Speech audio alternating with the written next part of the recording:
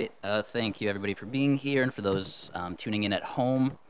Our regular chairperson, Francis Gagnon, is out tonight, so he asked me to fill in.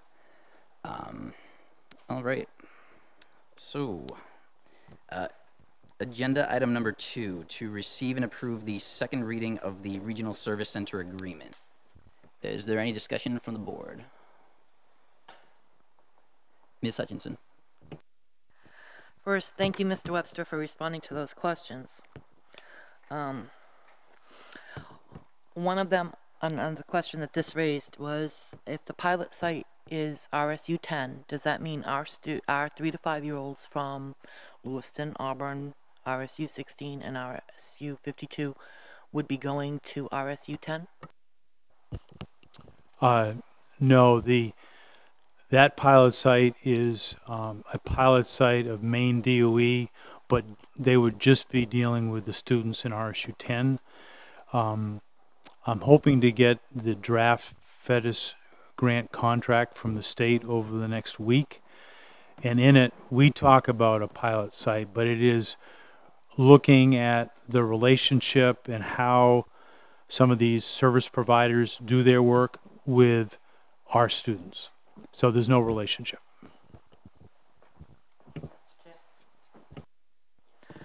Another one is on the answer for number 2, the cost of a director to oversee our work to better understand the CDS process, plan for implementation, and implement 2 years from now, if we deem it the appropriate course of action.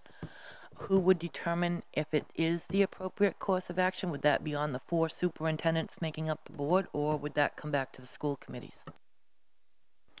So first, the school committee would need to decide whether to accept the FEDUS grant, number 1. And number 2, if, and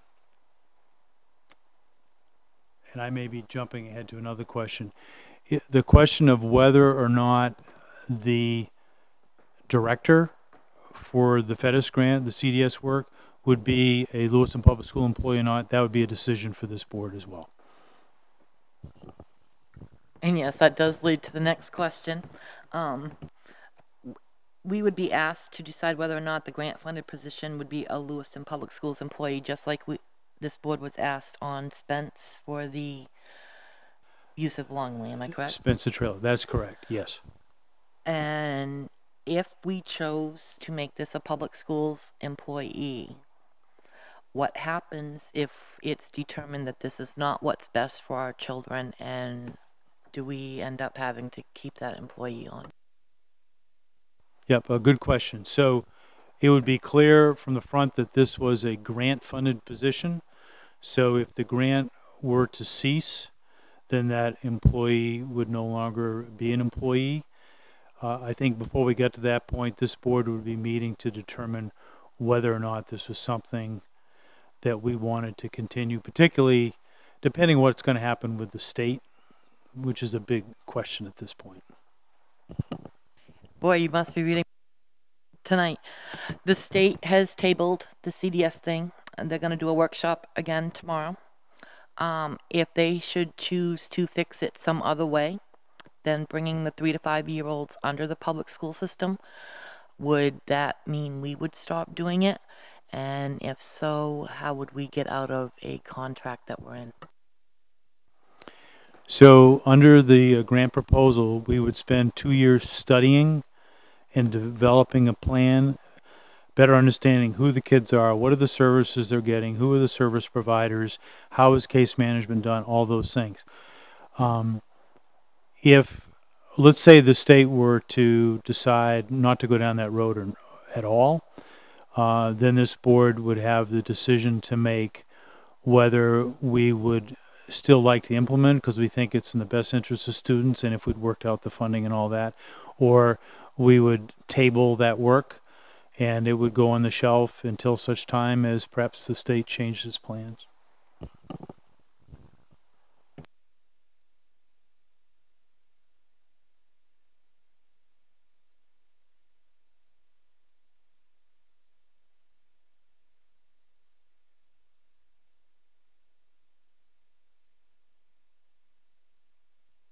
can give you a moment, Ms. Hutchinson. Does anyone else have any comments at this time? Ms. Roy? So while this is being studied, what's happening? Is CDS still continuing even though it's a supposedly broken system? CDS is continuing. I think that it's a tough time for them. They've been underfunded. They have been attacked. They have many of their employees that are uncertain. And one of the things, and I've talked to Roy Fowler, the CDS director, about that, is if some or all of these responsibilities ultimately end up becoming the responsibilities of the schools, it's not like we have extra providers. The existing providers out there are very much going to be needed. Those CDS employees are going to continue to be very much needed. And so one of the things I would hope as we sit down with CDS is to work out a transition plan, because everyone that's employed in the Androscoggin County office should continue to be employed.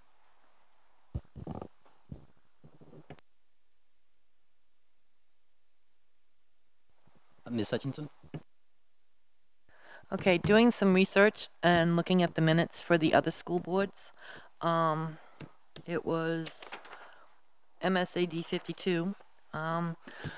Their board was told that the executive director must be hired to run that regional service center, and there must be a board as well. The state will pay 55% of the executive director's salary, and member districts must pay the remaining 45%. Is that different from what you're telling us? I have heard that, but at this point in time, we do not. Our executive director is receiving a compensation of 0.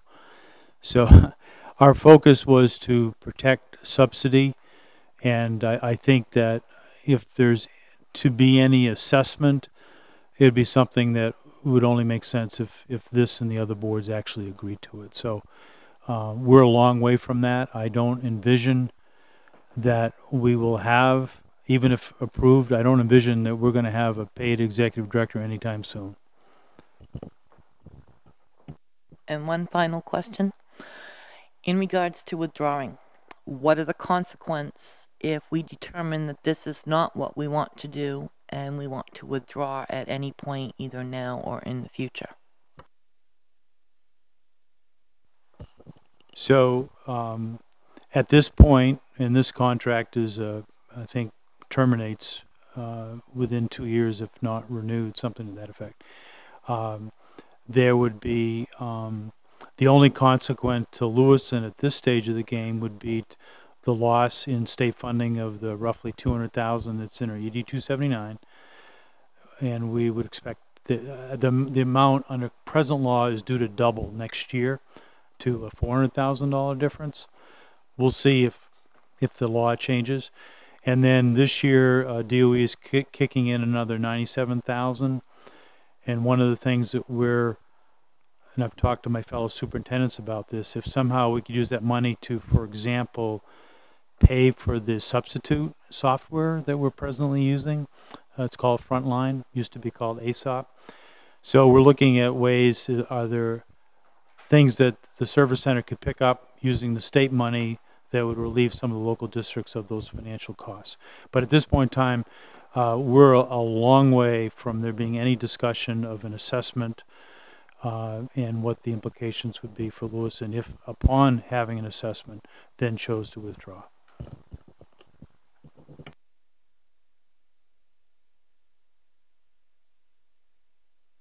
Ms. Parks? On the subject of withdrawal, it says if the school committee approves withdrawal would be effective provided that the commissioner approves the withdrawal and a withdrawal agreement is entered into with the board of directors of the RSC. So does that mean that we really don't have any say in it?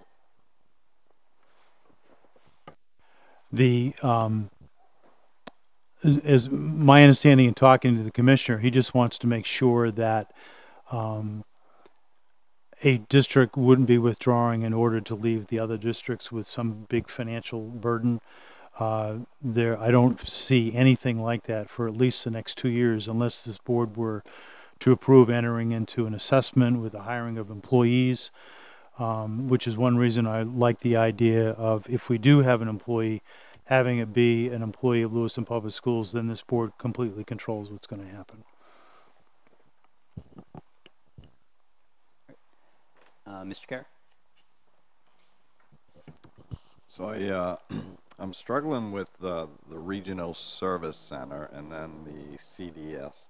I mean, shouldn't these be two totally different subjects? So the Regional Service Center in law requires that there be at least 2 functions from 2 of 4 different categories. So when coming up with the 2 functions, what we've been thinking about thus far is, number 1, collaborating with leadership development. Like, we could bring in a speaker paid for with the DOE funds that all 4 participating districts could send their aspiring leaders to, or principals to, what have you. So that's one category. The second category, we pick CDS, so the FEDIS grant automatically satisfies one of those categories, and with the same districts, and so the expectation is that that would be, in effect, become part of the service center work.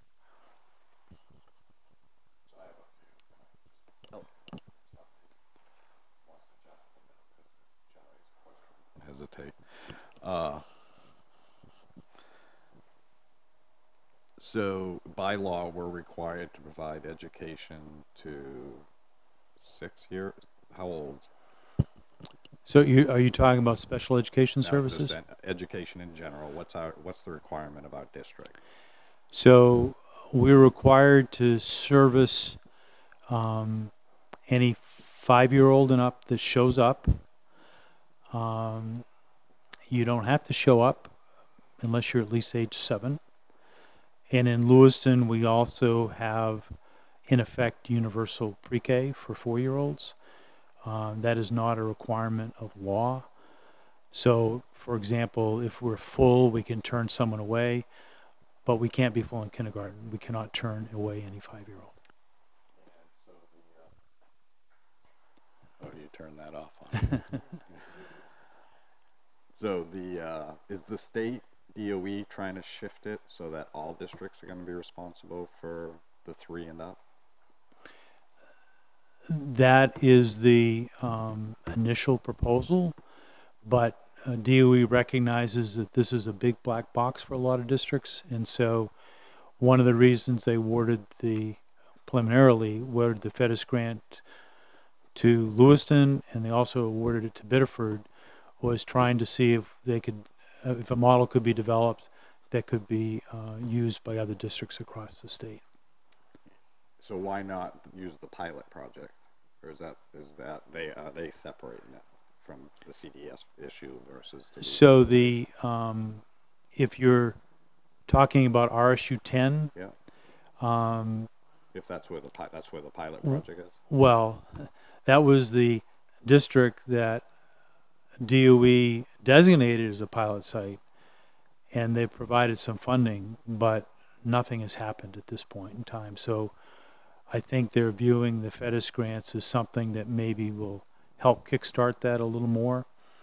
And because between the 4 districts up here and Biddeford, we're probably representing about 20% of the students presently in CDS, where the RSU 10 was a small number, but even then they have not been providing any services as of yet.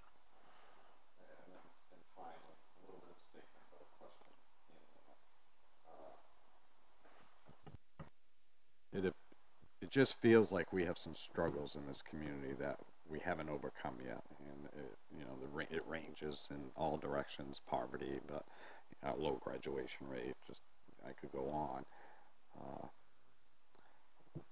Shouldn't we be really getting ourselves grounded in our foundation before we encourage additional services, like bringing in almost like special ed services from 3 years old and up?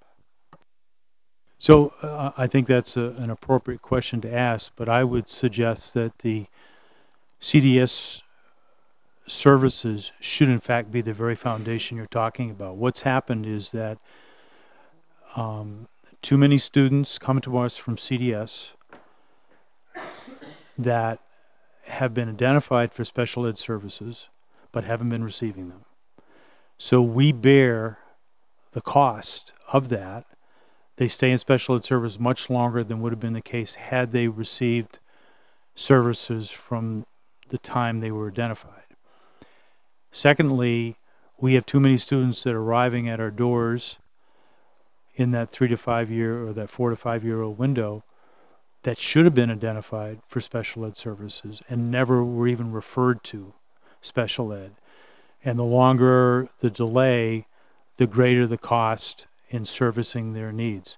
Right now, because keep in mind that some students start in special ed and then ultimately exit, or they get referred to special ed, and as they get older, they ultimately exit. But of those students that are in special ed at the time that they would have otherwise graduated, for those students, we have a graduation rate of less than 50%. And these are numbers I was just looking at over this weekend. And while I don't have the data to show it, I've got to believe that a portion of that starts because of either the lack of services being provided or the lack of identification for those 3 to 5 year olds.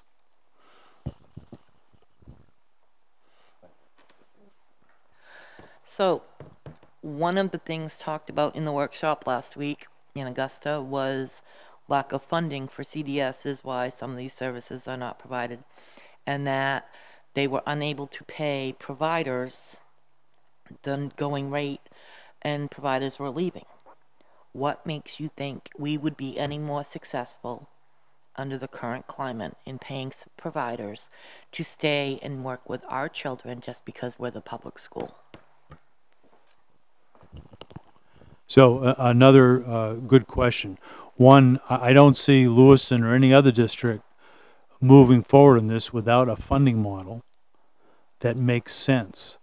And I think one of the challenges with CDS is that because they haven't really partnered with the public schools, they don't have any advocates in Augusta other than themselves and some of the parents and groups that they service. So part of this work will be to not only wrap our arms around the number of students, the financial commitment, but also the funding model that needs to happen in order for it to make sense. And, to that point, every other state, and I'm no expert in this, but it's my understanding, every other state has switched to these services being provided by the local school district because it makes sense. Maine just hasn't figured out how to make the switch, at least not yet.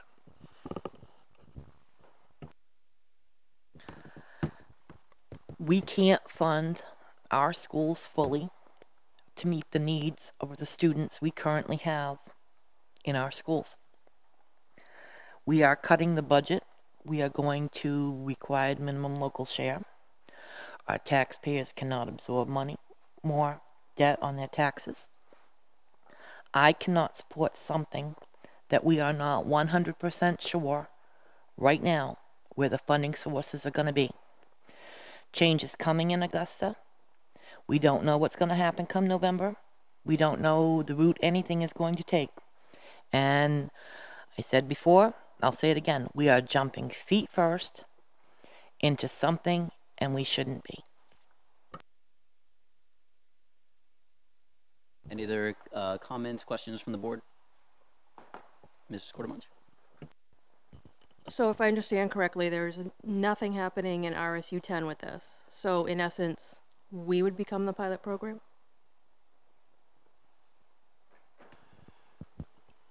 I'm not saying that something isn't going to happen to RSU 10, but in speaking to the superintendent there as of a week or two ago, there was nothing that yet had happened that represented a plan or a blueprint in order for them to assume those CDS services. So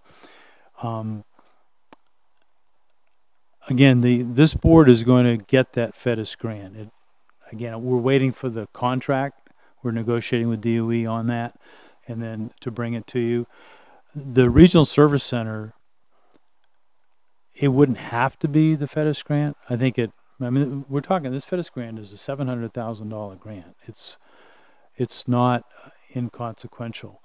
But I would look at the Regional Service Center is we're indeed walking before we're running, and all we're trying to do is preserve funding for Lewiston Public Schools to the tune of $200,000 this year and $400,000 next year, unless the law changes.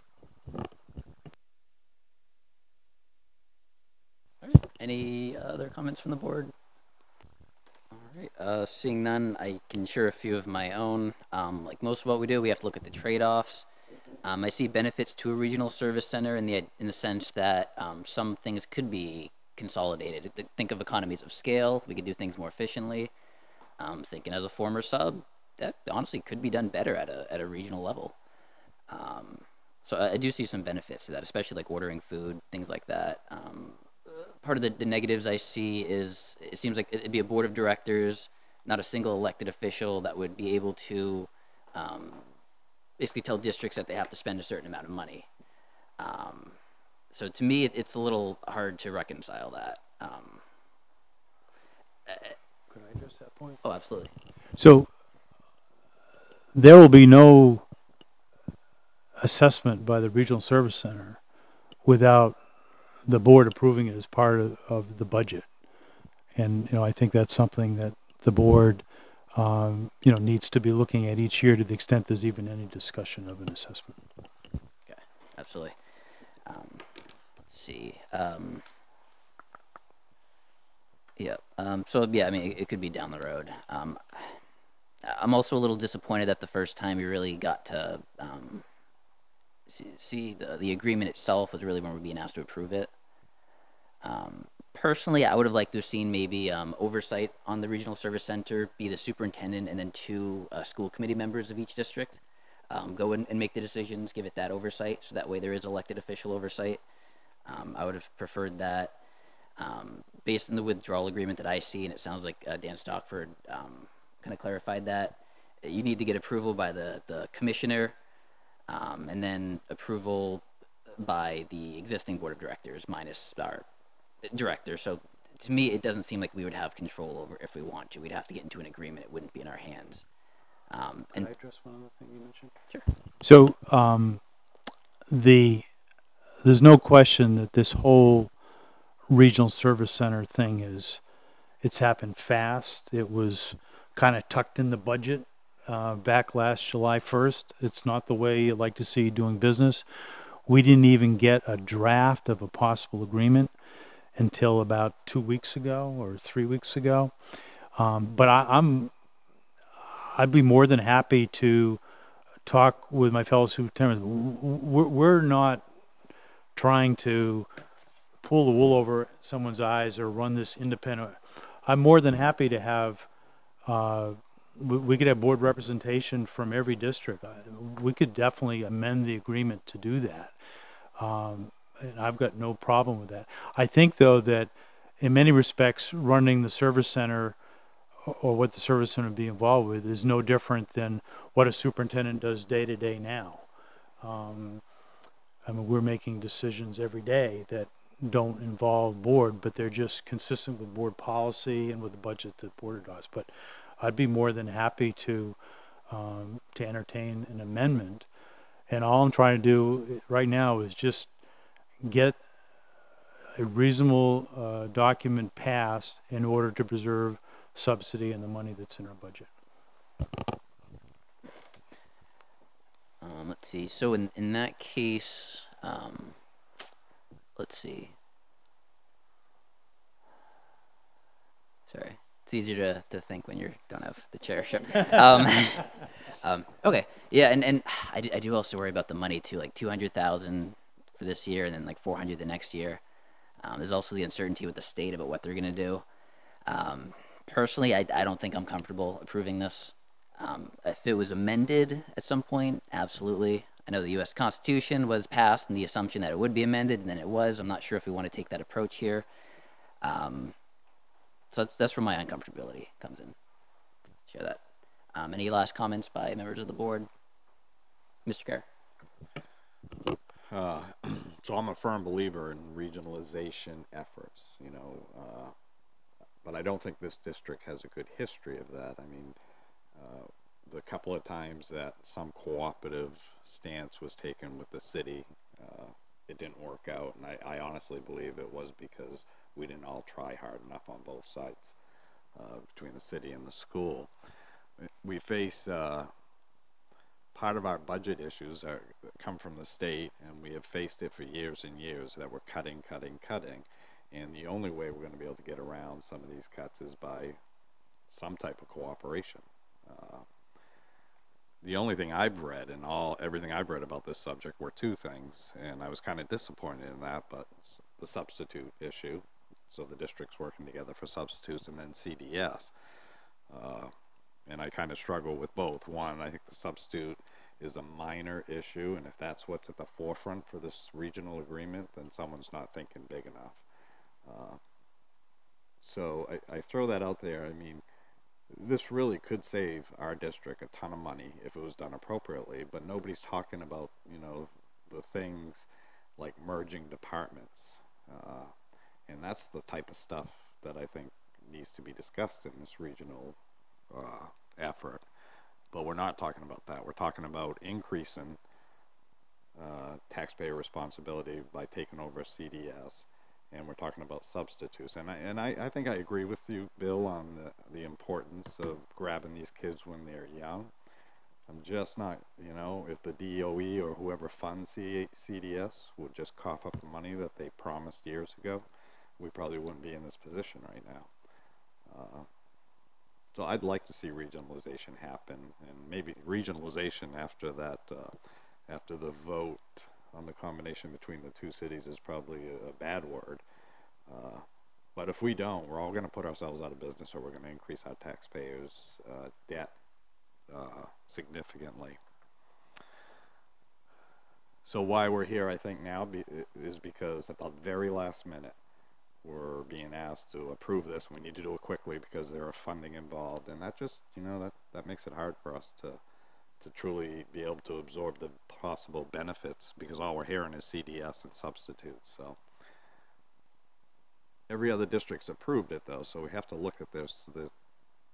Every other district is well on their way to approving it. Okay. One possibly hasn't had the vote yet, but in general, it seems like the momentum's in Auburn to support this. Are you hearing anything differently? My understanding from Auburn was that they did approve it last week. I haven't looked at the motion or anything, but that was my understanding from Katie Grondin. And we did do some. I agree with you wholeheartedly that we need to be thinking broader on this, and in the draft budget, that is the allocation of that $97,000 from the department. We did some brainstorming in terms of, but we don't know the answer to this, but we could hire a consultant to look at, does it make any sense to consolidate nutrition purchases? Now, Lewiston's already a big nutrition department, but maybe with the addition of Auburn in particular, we could save another X% on food. And there are other things that we think we can do, but you're right, we're just at the infancy, and right now we're just trying to get it created so that we can preserve subsidy, and then again, happy to pursue amending the agreement to put, I don't need to be on this board. All I'm trying to do is to get it move forward. I'd be happy to have my position taken by a board member, and we can. And I'm confident that a reasonable proposal that my colleagues we all care about kids and want the best for our district, so I'm sure that we could work something out. So if this fails tonight, what happens next? Will another attempt be made in the near future to try to make this go through? No, I say if this board bails tonight, this will go forward with the other 3 districts, and we'll have to cut our budget by 200,000, and I'll go on to other things. So I personally am going to suggest that we pass this. Somehow we have to make sure we have protections, that if we don't see this regional center working in a direction that's going to help us reduce costs for our taxpayers, I want to be able to pull from it quickly. I just think the risk of not taking advantage of something that truly could save taxpayers money by letting the process start is too great. And we already overtax our community, and I think this is one piece that we actually could go in the other direction if it's done properly and with good oversight.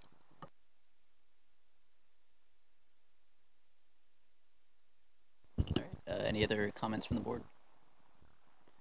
All right.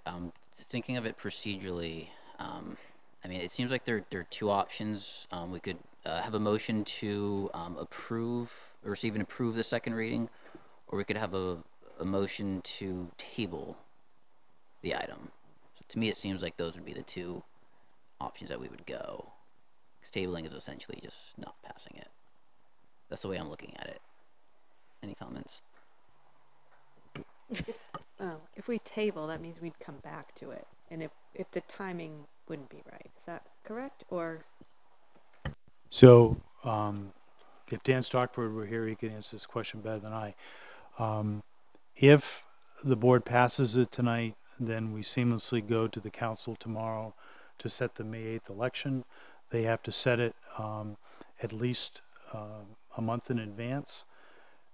So if it was tabled, I don't believe that we could meet the deadline for the May 8th election.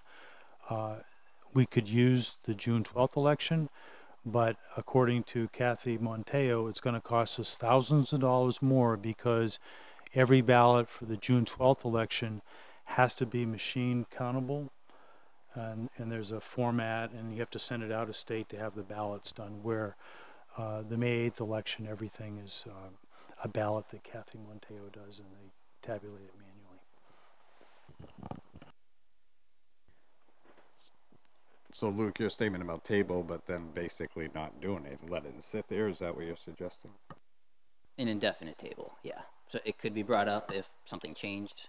So it wouldn't be definite, but we could always change that decision too. I figured tabling would just be easier. Yeah, I just think we're not, I mean, this should be voted up or down, I think, unless there's a reason for table. And if you think that Bill can get back to us with something that would be beneficial, I just don't think we should table it if we're really, if we're not interested in passing or denying this. So I would encourage that we go up or down on this. Okay, oh, that makes sense.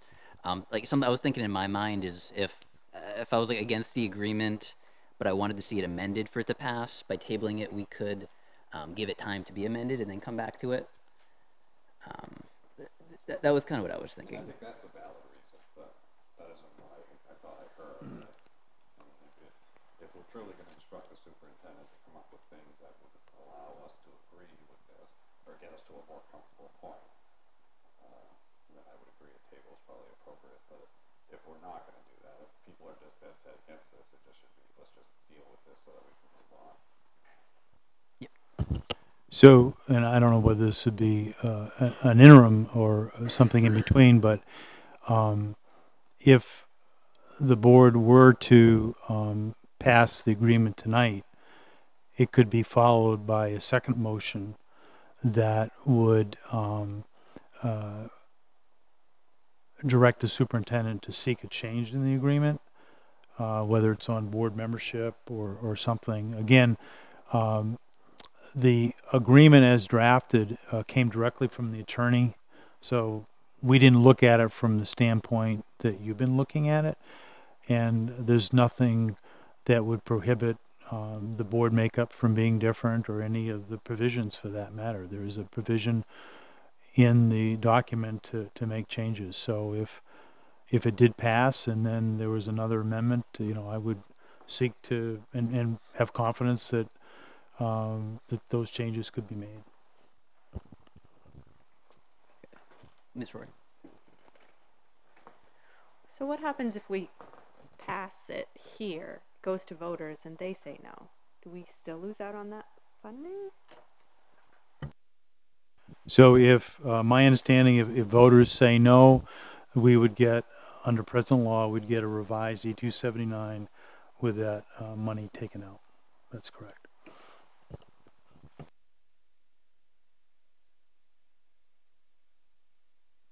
Great. Okay. I like the idea of amending it because I do want to say I'm not opposed to the idea of a regional service center. If it saves money, it's a smart idea. I just worry about the oversight and the ability of I mean, the school committee to have as much control over it. So I would be open to having our representative to the board be one of us, an elected official. What the other school boards, districts do, I mean, that's on them. I know with the directive to amend it is good, but it's not a guarantee that it will be amended. From my understanding, I may have overlooked it. So it's once two districts approve the agreement, it makes it official come like 2 months from now or so, if I remember right. Provided that the voters approve it, yes. Okay, for the voters. So I mean, at this point, assuming those districts' voters approve it, it's going to become in place in the next few months. So I'd be supportive if we could amend it. I just want to ensure that and not kind of think, let's get into the agreement and then ask if we can change the agreement afterwards. I'd rather go into the agreement with this being stated. Yep. Obviously, I can't speak for my colleagues, but they're all reasonable people, and I think a reasonable request from this board, they're going to see, and their boards would see the same benefit to it. So obviously I can't guarantee anything because I don't speak for others, but I don't see there being any problem getting support from my fellow superintendents, because the intent is, we aren't trying to control something. We're just trying to move this ahead to protect subsidy. Last question I can think of: can the agreement be amended before the service center actually constitutes? Not within the May 8th timeframe. Certainly beyond that, but I would say that, well, again, not within the May 8th timeframe. Ms. Roy, did you have a question? Oh. Okay. Any other questions, comments by the board? So before we take this vote, I mean, should we be feeling the pulse on the amendment piece if other board members are comfortable with that, or your call on that? I mean, I'm open to it. If you guys wanted to share your thoughts quickly, I mean, I figure we could just make the motion and see how it goes. If any of you want to share your thoughts on that perfect time. If anybody has any strong feelings. Okay, no worries. Well, I mean, I guess if there's no score much. I think it's just hard to speak about an amendment without knowing if the other parties how they will feel about that. I mean, we can talk about an amendment in this room, but we don't know that will ever come to fruition with the other parties. So under the agreement as presently drafted, this board would want to decide by February 1st whether to seek withdrawal for the second year. And there's obviously not going to be an assessment this year. So a second motion could well be, I move something to the effect that the school committee not seek to stay in the Regional Service Center agreement beyond 1 year unless the agreement is amended to include board membership on the board of directors. I believe the agreement reads you have to withdraw by November 1st. Whatever date. Okay. Yeah.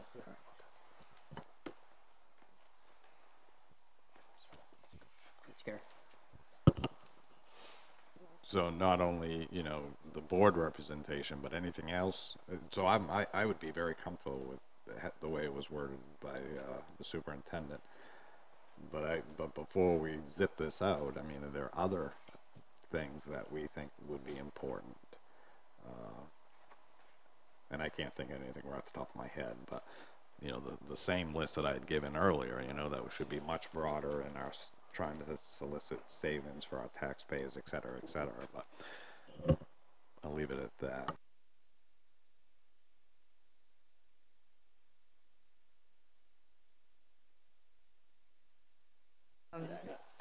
So I'm a little late to the conversation, just trying to absorb everything.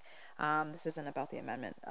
So my question is, if we're supposed to be getting 200,000 for whatever we want to use it for, but then we take on the CDS kids, what's that costing us? It's going to cost more than 200,000. What am I not understanding about? Oh, the 700,000. Okay, sorry. So if the center agreement is approved, and we're not even doing that tonight, if the FEDIS grant is approved, this board is still not making any commitment about whether to take on any responsibilities in the CDS. The grant is entirely intended to provide us with the knowledge, the data, the planning in order to implement should we want to do so.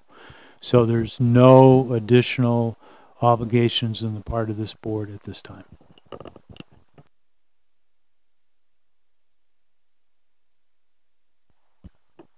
So that just made me want to clarify out loud. We are not voting for the FEDIS grant tonight. We are voting to move forward in the regionalization process.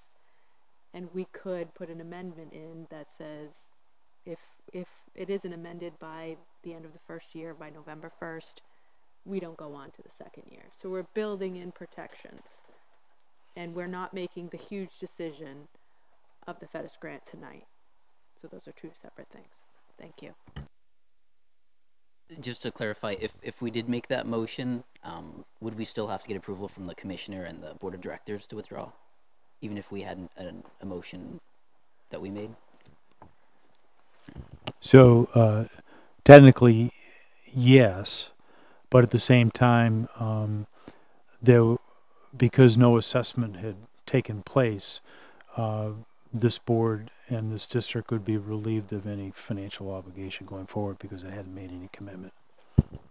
Okay, so no financial obligation, but the board could decide that no, you can't leave. You stay in the next year, and then they would assess something. So it is possible.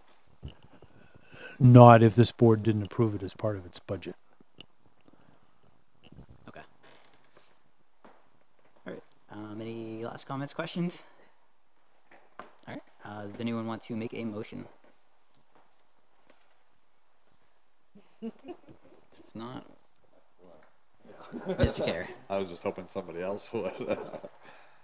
So I'd make a motion that we enter into a regional service agreement with the amendment that a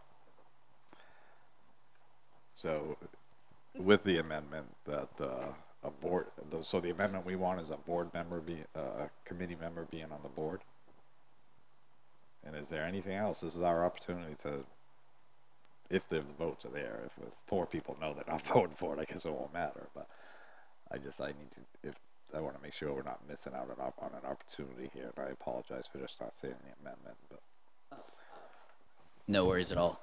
Okay, because I know it's been mentioned, to have our representative be one of the elected board, and then we could also include what you mentioned, how if the amendments haven't been made by November 1st, that will be the board's Yes. aim to withdraw. Okay.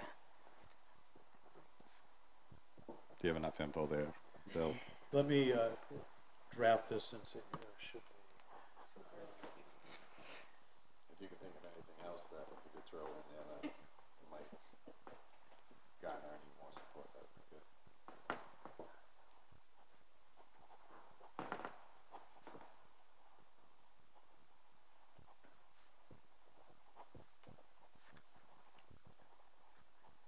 So this is what I have. Move to enter into the Regional Service Center agreement with the understanding that Lewiston Public Schools will cease to continue membership beyond this fiscal year should the agreement not be amended to place a Lewiston School Committee member on the Regional Service Center Board. All right. Yeah, yeah. Okay. So that was a motion by Mr. Kerr. Is there a second? Second by Ms. Roy. All right. Any discussion? All right. All those in favor? 1, 2, 3. All those opposed? 4. The motion fails 3-4. Is there another motion?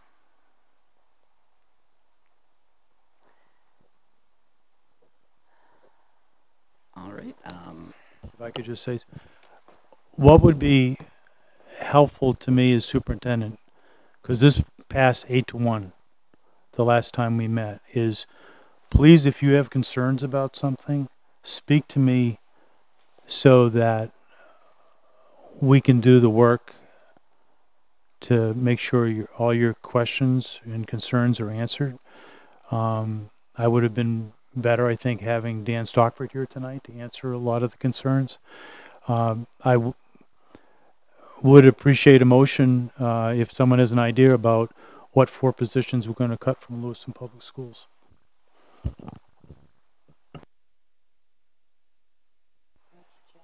Ms. Hutchinson. I say we discuss that on Wednesday when we look at the positions that we're looking to put back into the budget cuts that have already been made. If we could, Bobby, could you add to our discussion list for Wednesday?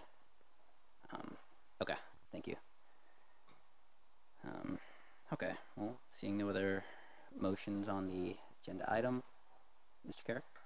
I'd make a motion that we enter into executive session to conduct a student disciplinary hearing, reference to Title 20, Section 101 or 1001. All right, motion made to enter executive session by Mr. Kerr, seconded by Ms. Hutchinson. All those in favor? All those opposed? It is unanimous. The board is now in executive session.